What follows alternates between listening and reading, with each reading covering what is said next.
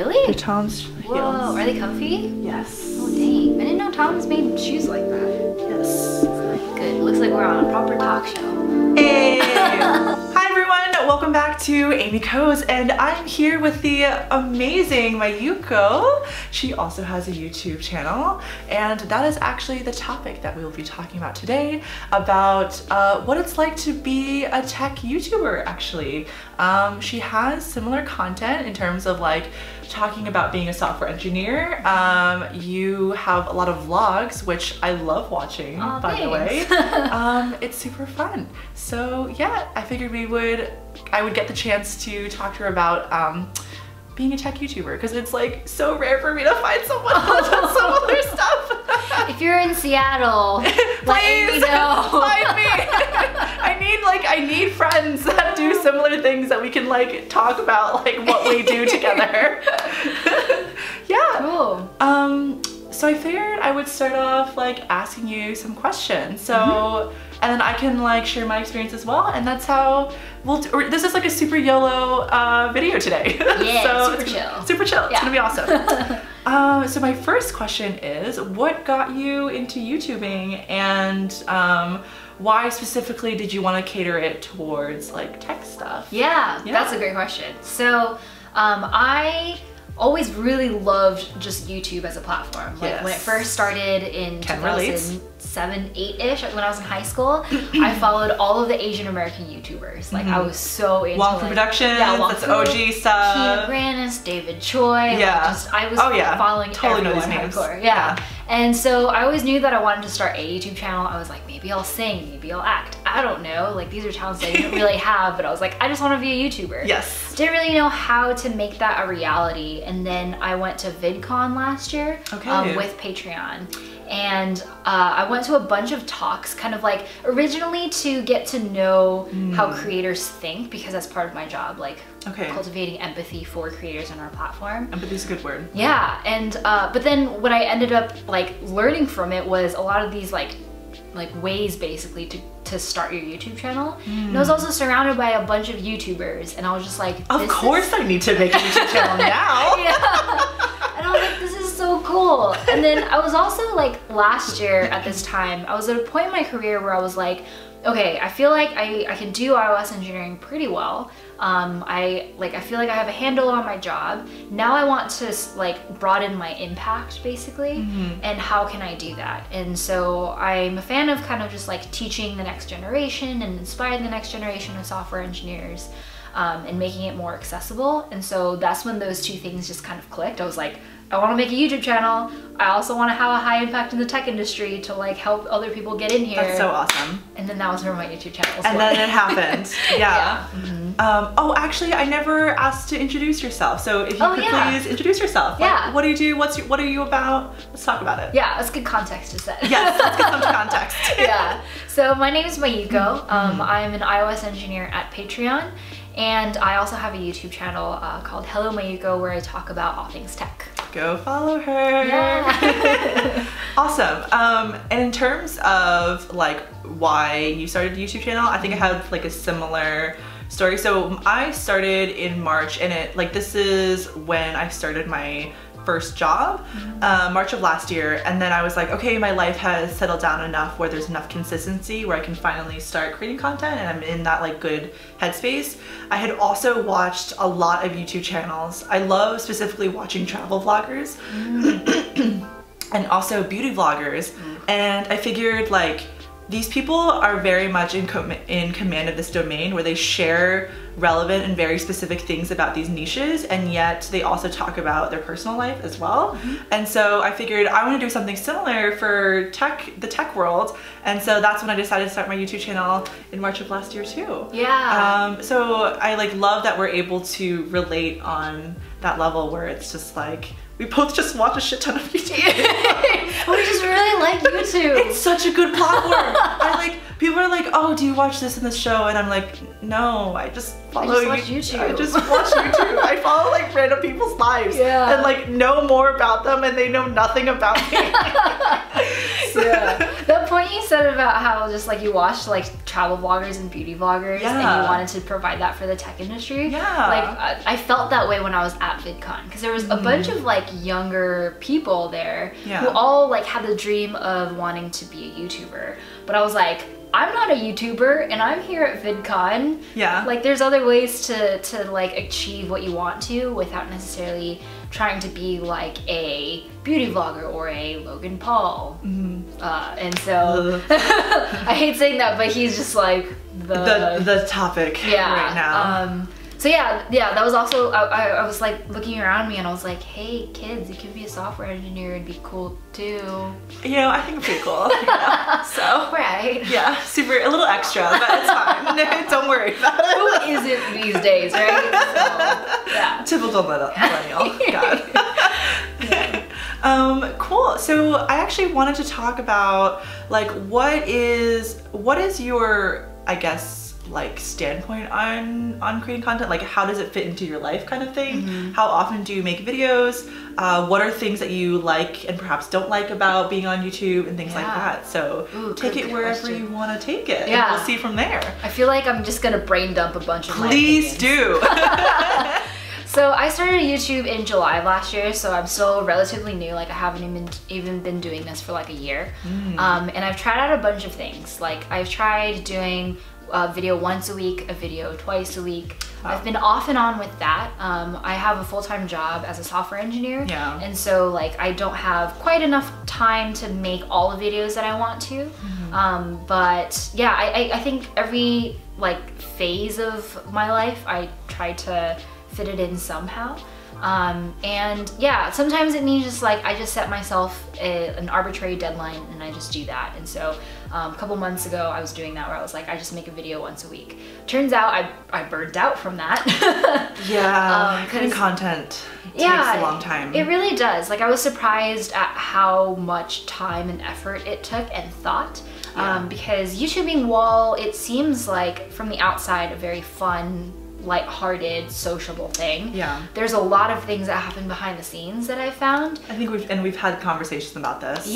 It's basically running your own small business just by yourself, where you are both the storefront and like the person behind the counter, like doing everything. So it can be very demanding. Like a video takes about 8 hours for me to make right now. Wow. Down from like 16 before. But like the script writing of it, the editing of it, the shooting of it, and the publishing just is very demanding. Can definitely relate. Especially, so that's why right now in terms of the ratio of the kind of content that I make, it's a lot of like soft skill, like to me they're so important, of being a software engineer, because it's like a lot easier to just like ramble off the top of my head. And then I do still want to make more technical content in terms of like tutorials about like, so you all know I do like Kubernetes and containers and stuff and like Go. So I would like to do more of that stuff, but that also, the creating the content part is just so hard. So I can totally relate to that. Totally. Yeah. And yeah, like granted, like at the end of it, when I do release a video, it's a great feeling, and like having everyone comment and interact with it and talk about like how that video has influenced them is like one of the most rewarding feelings. And so like it's all very worth it, but it does take a lot of work behind the scenes that I wasn't expecting when I first started. I thought it was gonna be a lot more chill and a lot more fun. But it's pretty hardcore. And yeah, like the last couple of months I've been trying to like get back up from the burnout that I experienced from earlier this year, just from doing too many things at once. So yeah. I can also relate on the burnout thing. Like recently I just recently moved to Seattle, and I've like been trying to make friends and having a friend group and things like that. Like obviously like work is my #1 priority, which is the other thing is like, I also have a full-time job and then also run a YouTube channel. So that whole thing, and then also attempting to have hobbies. And so like, I think recently I've been trying to like pare down some things that I've done. So one of the hobbies that I do is I do salsa dancing. I started in January. I had no dance experience prior to that, but like I've gotten a little bit better enough where I don't have to go to as many classes. So that's helped a lot. But yeah, like prioritizing, and also like I feel guilty for not releasing content if I haven't released in a while. Yeah. I think I had like a 3-week period where I was like, yeah, I'm just too busy. Yeah. And like trying to let go of that guilt of like not releasing content and getting over that. But yeah, so it is a lot about prioritization though. Yeah. Like sometimes you just have to lay out everything that's on the table and be like, okay, what are the top 3 things that I can pick from this? Yes. Because that's all I have the time and energy for. Yeah. And it's hard because sometimes that means that other things have to fall off the table, and like things that you really cared about before are not so important anymore. Yeah. But if anything, like I have found that because YouTube adds this whole other dimension to my life, I've been a lot more introspective about how I spend my time and how I spend my efforts. That like ever since I started my YouTube channel, basically, I've experienced so much growth and also just like turbulence, I guess, but in the best way. Yeah. Because I'm always thinking about like not only how am I balancing my own life between all the things that I've been doing, but like how do I want to create content to put out into the world, and what kind of message do I want, what kind of brand do I want for myself. Yeah. And like for me also, I can relate to that because it's like crafting your own personal brand is like a really interesting process. And also like there's like both good, like amazing people and kind of weird people that like reach out to me as well. I mean, most of it is positive, but I think just like being a woman on the internet just innately brings in some like weird. This is the other thing I really wanted to talk to Mayuko about, because it's like we've DM'd about this and we're just like, what do we do? I mean, prior to YouTube, I've done like other internet shenanigans. Like I've started an online community, I've done public speaking, been really active on Twitter and things like that, and like yeah, like I don't accept direct messages on Twitter anymore. In my Facebook other folder, it's like kind of weird things going on there, and like my Instagram DMs. But yeah, like I wanted to talk to you about specifically like consolidating the negative things, but like doing the things that we do in spite of that. Yeah. Totally. Yeah. Like you touched upon, just like being a woman on the internet, also being an Asian American woman on the internet is really hard. Like I've DM'd Amy about this because I like sometimes just like every YouTuber and every person on the internet is going to get a lot of eyes on them, right? Like that's just part of kind of like doing it, which was also something I wasn't really expecting. And so while there are a lot of good people on the internet who, you know, talk a lot about like great things in their own life and stuff and share a lot with us that make us feel really good about what we're making, there's also the people who make us feel kind of terrible about what we're making, or judge us for how we look but not for what we say. And that can be really tiring, and like I've definitely developed a much thicker skin towards like comments and like that's Twitter definitely the positive part. Yeah, it's hard, but I don't care anymore. Yeah, this is just who I am and the content that I'm gonna create. I mean, it sucks that it's sort of, at least for now, it's like a part of being on the internet. I think for like not just our demographic, but for like other demographics as well. But I think like for me, definitely the positives outweigh the negatives, in the sense of like, yes, I do get to connect with amazing, really cool people. And like at some point, the negative feedback and like things that like just happen to slide in my DMs, it just sort of becomes like a mush of like one vague person that I can just like easily, not easily, but like more easily ignore than prior before, where I'm just like, okay, these are just people that like I can put into a bucket where I like don't want to interact with them, and that's fine, and I don't need to like feed to the fire of the negativity kind of thing. Like the #1 rule is to never do not engage. Do not engage.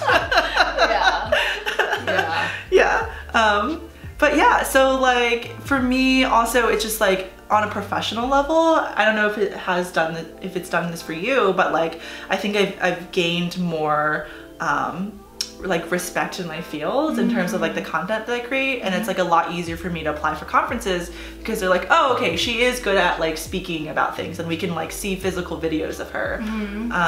That's really cool. But I'm not sure that I think I don't really talk that much about technical stuff on my channel.